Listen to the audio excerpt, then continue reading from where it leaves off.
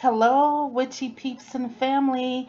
It's your high priestess, your sister witch Kathy again, bringing you a video today about how to honor your ancestors with an altar or what to put on your ancestral altar.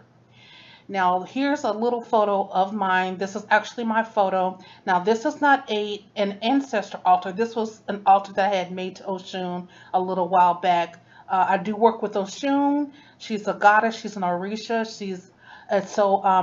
I have an altar separate from her than I have for my ancestral altar. Now, I'm not going to show my ancestral altar here on the internet, and that's just due for personal reasons.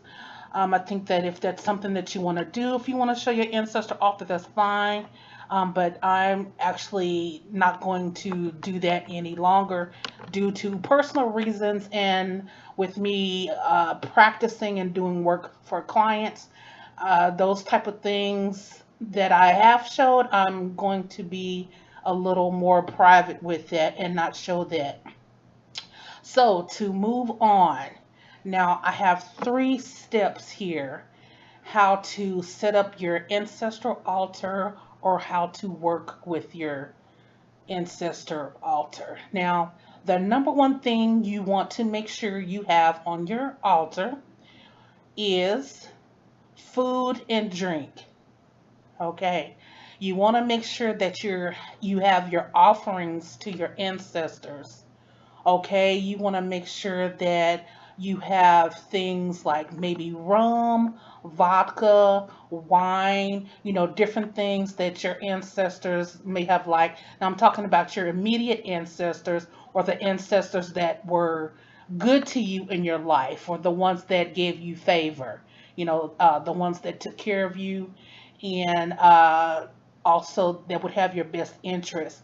You can put things on the altar that they like, which like my grandmother, she loved tomato potato soup and black eyed peas, cornbread, chicken, different things like that. And as you can see in the photo here, there is a photo of macaroni, looks like collard greens and fried okra and yeah, fried chicken. So yeah, you want to have a plate like that. It doesn't have to be that big, but just something there showing your gratitude.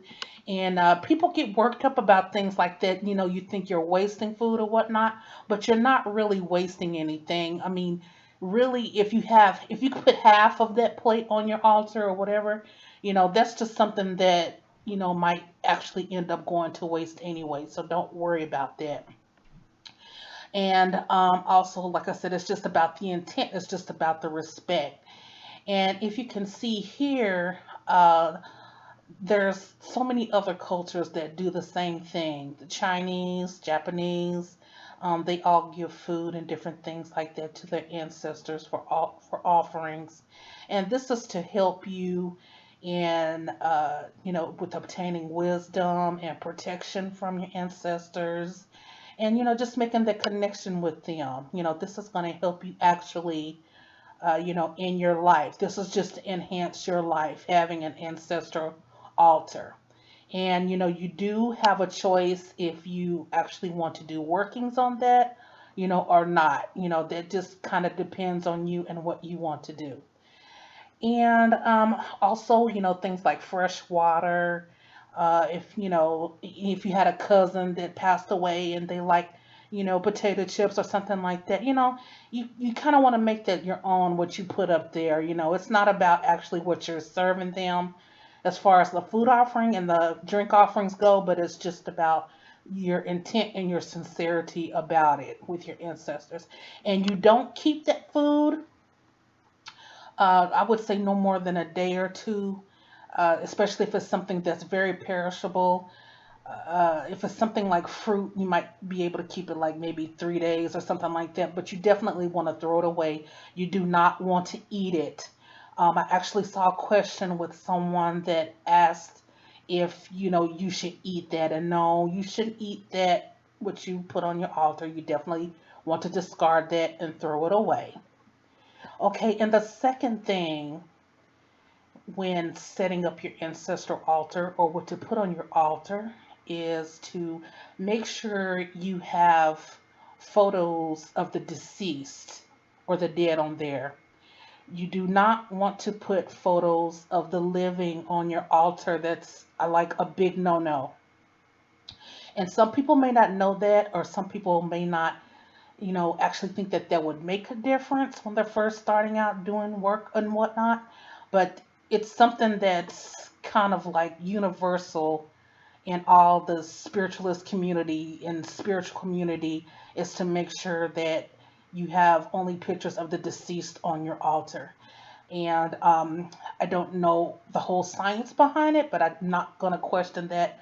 I just feel in my spirit I shouldn't have any pictures of myself or anyone living on the altar, so I do not. And if you have a picture of someone that's deceased and you're on there, cut the picture of you, cut yourself out of it, or don't use that picture at all. You can also just put their name up there on a piece of paper. Okay, and the third thing, um, listen to your intuition, your inner spirit, on how often you should feed your spirits. Okay, and especially for those of you that are out there that are doing work, that are working with your ancestors and whatnot on your altar, you have to go with what you feel inside. Some people may say 3 days out of the week. Some people may say 7 days, maybe once a month.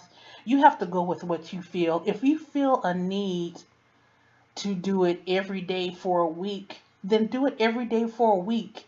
If you feel the need to do it once a month, do it once a month and have peace with it. They will let you know. You will have an impending feeling on what you should do and what you should not put on there. They will let you know. They will let you know. And also, another thing as well is to, it's good to play music for your ancestors, different things that they may like, especially when you're working with your altar, or you're clean, you're, setting it up or whatnot. Playing music and ushering in the spirit of your ancestors, that's a beautiful thing. And, they will take care of you and bless you and everything. I'm living proof of it. I've seen it, and this is a lifestyle for me. This is this means the world to me, working with my ancestors and working with my spirits. So with that being said, I hope this video was helpful.